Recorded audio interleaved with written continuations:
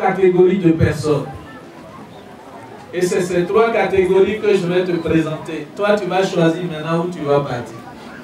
Amen. Amen. La première catégorie,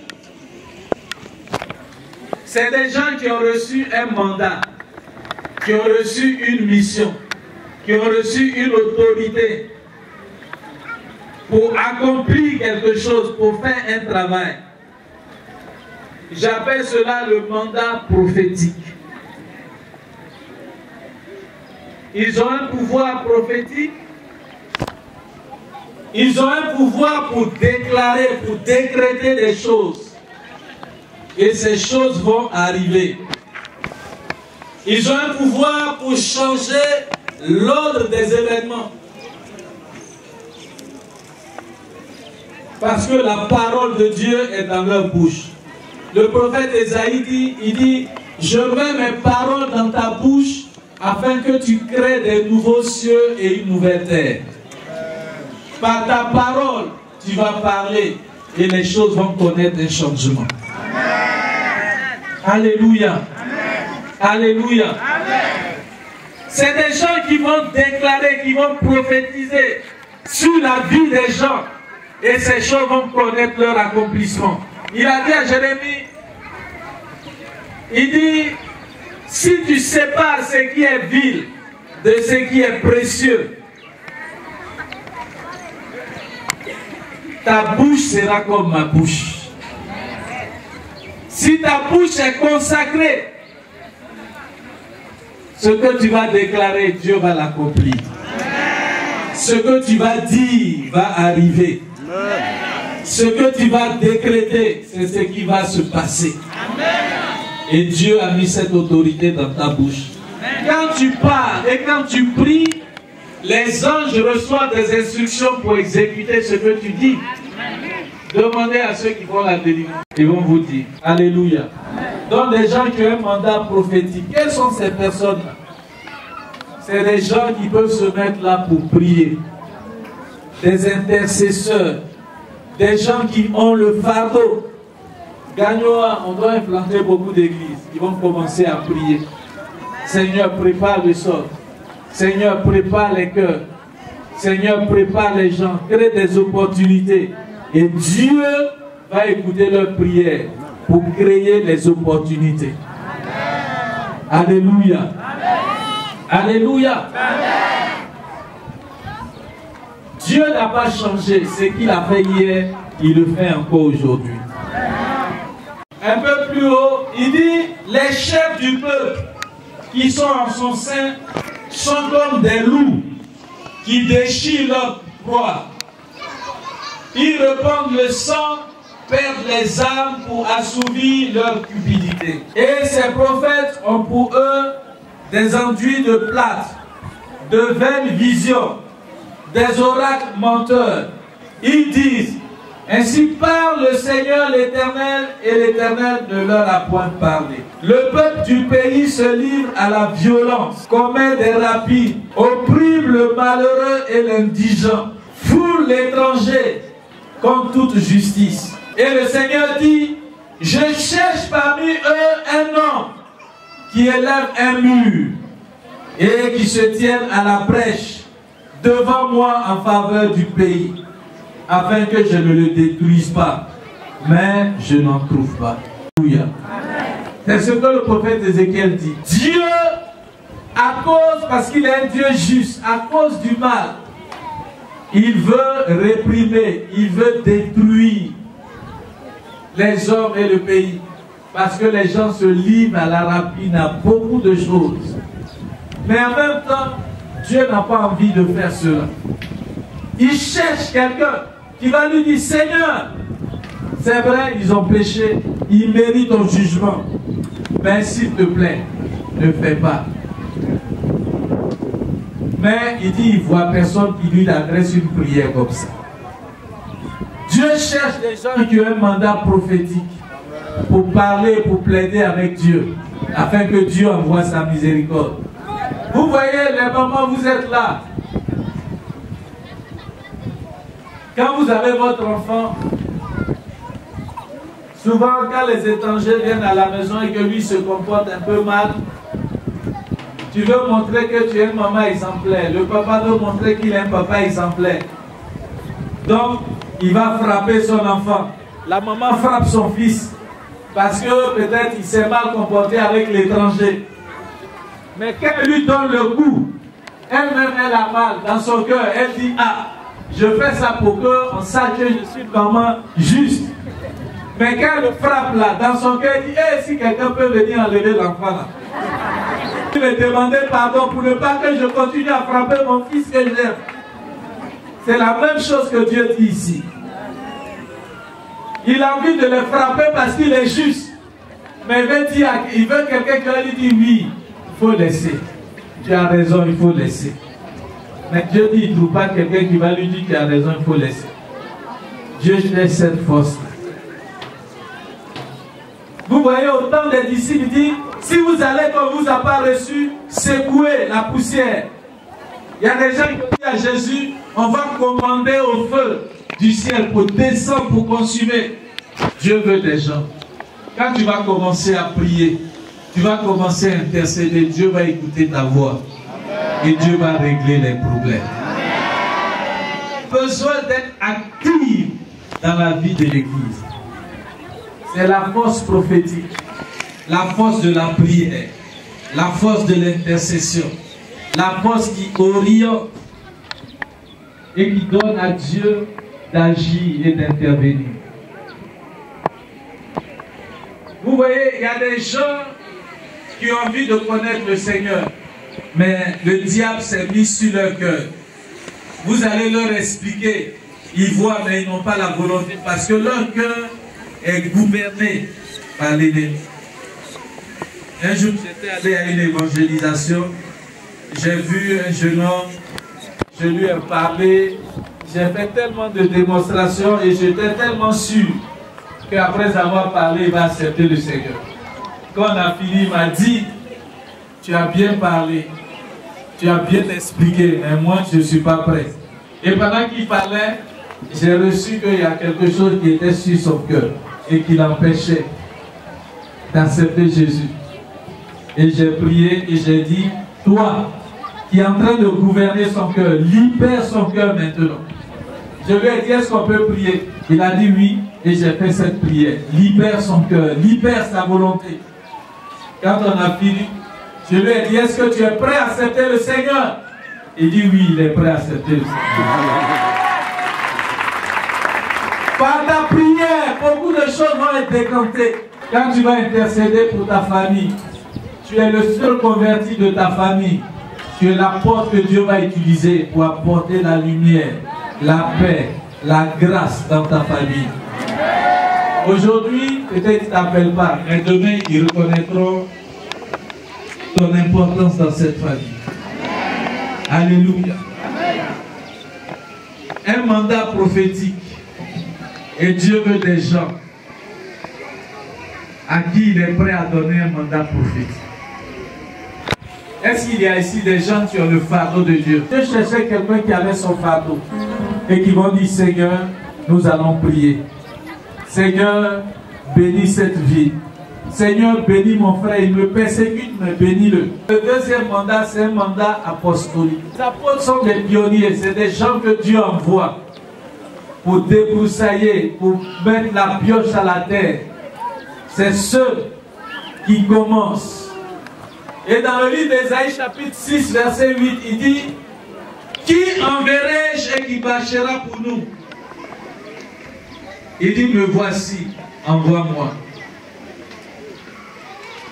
Quand vous avez un mandat apostolique,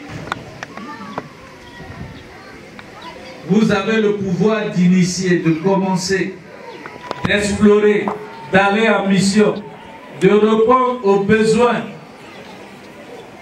de Dieu pour les âmes qui périssent. Dans les villages, beaucoup de personnes ont besoin d'accepter le Seigneur. C'est pour ça que dans l'église, on a besoin d'avoir des gens qui ont ce mandat apostolique. Dieu merci, hier j'ai parlé, les pasteurs sont là, mais il y a aussi les laïcs qui sont là. Et ces laïcs, Dieu veut vous utiliser pour ça. Amen. Amen. Hier, j'ai parlé de Philippe qui était un diacre. Mais Dieu l'a utilisé à faire des miracles que les apôtres même n'ont pas fait. Aussi longtemps que tu es prêt à t'accorder avec Dieu, il donne une réponse, un pouvoir pour apporter la solution sur le plan financier. Alléluia. C'est-à-dire, c'est des gens que Dieu bénit et qui sont prêts à faire l'œuvre de Dieu. Amen. Jésus était entouré par des gens, était entouré par des femmes qui étaient aisées, qui lui donnaient d'accomplir son ministère. Et nous retrouvons cela dans le livre de Luc chapitre 12. Ce que Dieu veut, ce n'est pas seulement nous.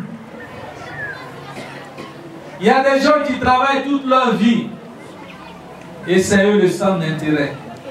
La Bible dit, il leur dit cette parabole.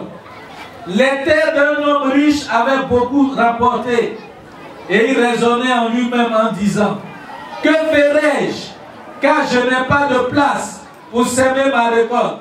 Et voici, dit-il, j'abattrai mes greniers, j'en bâtirai de plus grands, j'y amasserai toute ma récolte et tous mes biens. Et je dirai à mon âme, tu as beaucoup de biens en réserve. Pour plusieurs années, repose-toi, mange, bois et réjouis-toi. Mais Dieu lui dit, insensé, cette nuit même, ton âme te sera redemandée. Et ce que tu as préparé, pour qui cela sera-t-il? Il en est ainsi pour celui qui amasse des trésors pour lui-même, pas riche pour Dieu. Alléluia. Dieu veut des hommes qui soient riches pour lui. Dis à ton frère, je veux être riche pour Dieu. L'apôtre Paul, Dieu va continuer à lui donner la semence. Et c'est comme ça que se manifeste le don de la libéralité. Parce que Dieu va te donner, que tu aies toujours pour que tu continues à donner. Alléluia. Hier, avec les responsables, je rendais ce témoignage d'un frère. Il était parti à une église. Et quand il est arrivé, le pasteur était en train de faire appel. Parce que ils avaient un besoin. Et ils ont fait appel de fonds. Lui, il était venu pour écouter le message. Et jusqu'à ce qu'il écoute ce message, le pasteur continuait. Et il a dit au service d'ordre, va dire au pasteur que c'est bon, il ne faut plus pas faire appel. Moi-même, je vais payer ces 15 millions. Quand il a dit ça, toute l'église était en joie. Et les gens ont dansé. Et un jour, il s'est retrouvé aux États-Unis. Il quittait la côte Est pour aller à la côte Ouest. Et dans l'avion où ils étaient, l'avion a commencé à avoir des problèmes. Et le pilote, le commandant de bord a dit, appelez vos familles, dites-leur que l'avion, le train d'atterrissage, ce qui permet que l'avion puisse atterrir, ne peut pas sortir. Donc, appelez-leur pour leur dire, parce que je ne sais pas ce qui va se passer. Peut-être qu'il faut qu'on va aller, si on peut arriver, où il y a la mer, et puis peut-être on va faire un atterrissage. Et tout le monde était vraiment découragé, les gens commençaient à pleurer. Et lui, il était là, c'est en ce moment que Dieu lui dit, ne crains pas, tu ne vas pas mourir. L'action que tu as posée dans l'église la fois dernière, mon peuple était content. Et je veux que tu vives pour que tu continues à faire de telles actions.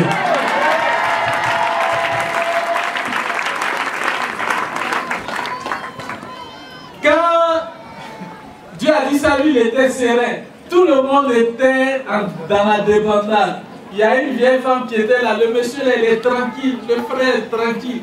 Elle est venue serrer sa main comme ça. Tout le monde a peur. Puis toi, tu es tranquille.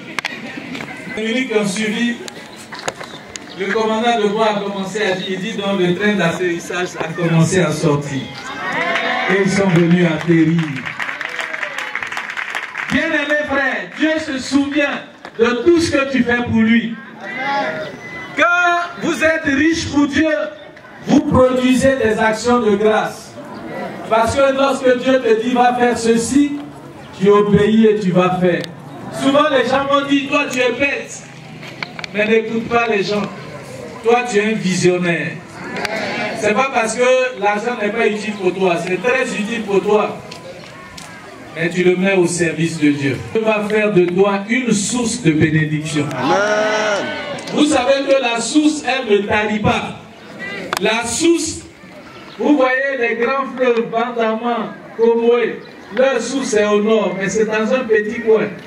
Mais ça quitte toujours, ça ne tarit pas, et ça vient se jeter jusque dans la mer. Quand vous êtes une source de bénédiction, Dieu vous a déjà béni et vous ne manquerez de rien. Parce que Dieu vous prépare pour arroser des déserts, arroser des vies. Alléluia. Nous avons besoin d'être actifs dans la vie de l'Église. Et c'est pour ça que c'est important qu'on prie pour nos laïcs, qu'on prie pour nos travailleurs. Le monde dans lequel on est aujourd'hui est un monde qui est en train de tout verrouiller. Les gens ne veulent plus qu'il y ait de nouveaux riches. Parce que quand quelqu'un a l'argent, même si tu ne sais pas lire, avec ton argent, tu peux faire beaucoup de choses. Tu peux devenir député, tu vas acheter les voix. Et puis qu'il n'est pas dans leur réseau. Et c'est pour ça que vous, enfants de Dieu, vous devez collaborer. J'ai vu qu'il y a des chrétiens, toi-même Dieu a commencé à te bénir. Partage ton secret avec ton frère. Quand tu vas partager, ça ne va pas diminuer pour toi. Bien au contraire. Et je vais prier pour vous aujourd'hui. Alléluia. Alléluia. Dieu cherche des hommes. Des hommes qui vont avoir un mandat prophétique. Qui vont commencer à prier pour que l'atmosphère soit assainie. Des gens qui vont aller pour dire, ah, dans ce quartier, on peut implanter une église. On peut mettre une cellule de prière pour que des âmes soient gagnées à lui. Oh, on a un peu d'argent.